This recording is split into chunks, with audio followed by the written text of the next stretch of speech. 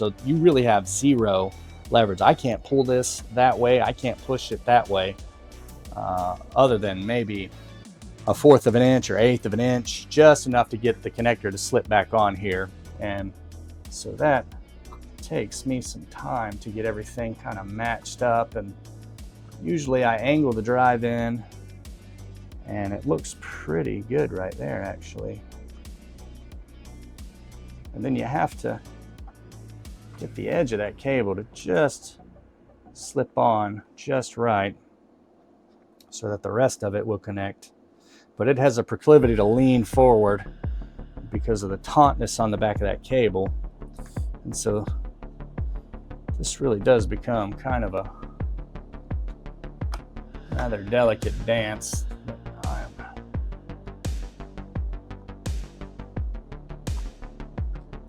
really, with my one-eyed self, not particularly suited for.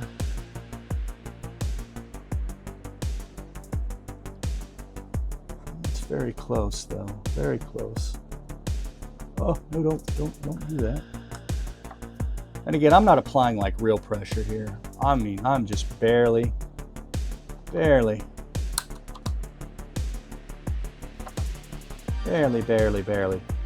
Nothing in here. You don't pry on this stuff. I get so many construction workers and mechanics and you name it. And then you guys, I know in your line of work, you got to really crank down on stuff and break stuff loose and tighten it up, make sure it's not going to rattle off.